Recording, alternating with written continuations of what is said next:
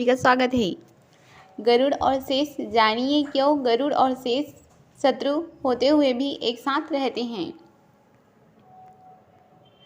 भगवान विष्णु का आसन शेषनाग है। क्षीर सागर में श्री हरि नारायण पीताम्बर धारण किए हुए चतुर्भुज रूप में शेषनाग पर विराजमान है।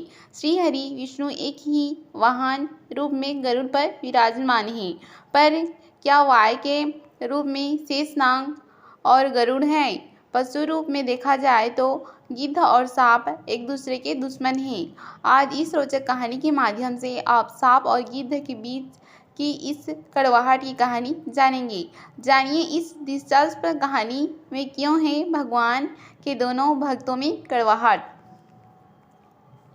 महर्षि कश्यप और उनकी पत्नियां।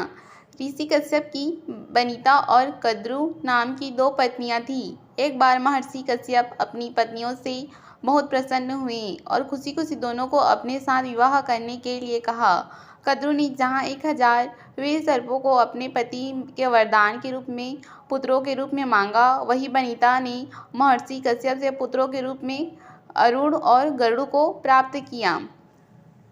कद्रु और वनिता एक बार ऋषि कश्यप की दोनों पत्नियां एक साथ बैठी थी और तभी इस बात पर बहस छिड़ गई कि सूर्य के रथ के घोड़े काले हैं या सफ़ेद। वनिता बड़ी ज्ञानी थी, इसलिए उसने भगवान सूर्य नारायण के रथ के घोड़े का रंग सफ़ेद बताया, लेकिन कद्रु नहीं मानी।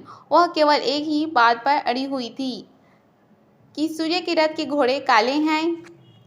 कद्रु के इस रवैये को देखकर वनिता ने अंतिम शर्त रखी और कहा, यदि घोड़ों का रंग सफ़ेद होगा तो तुम और तुम्हारे पुत्र हमारे दास होंगे, अन्यथा मैं अपने पुत्रों सहित तुम्हारी दासी बन जाऊंगी। कद्रु ने वनिता की यह शर्त मान ली। कद्रु और वनिता का विवाद। कद्रु ने अपने पुत्रों से इस स्थिति की चर्चा की तो नागगढ़ चिंतित हो उठे। वे किसी के अधीन नहीं रहना चाहते थे, इसलिए शेषनाग को छोड़कर सभी पुत्रों ने एक युक्ति निकाली और माता से कहा, माता आप अधिक चिंता न करें, हम आपको उनसे किसी भी तरह से हारने नहीं देंगे। हम जाकर घोड़ों को गले लगा लेंगे ताकि वे दूर से काले दिखाई दें और तुम यह बाजी जीत जाओगे। यह सुनकर कद्रु बहुत खुश हुआ, जिसके पास वनिता को यह रहस्य पता चला और तभी से गरुड़ और नागों के बीच दुश्मनी चल रही है। ये थी आज की वीडियो पसंद आए तो लाइक शेयर और सब्सक्राइब जरूर कीजिएगा। धन्यवाद।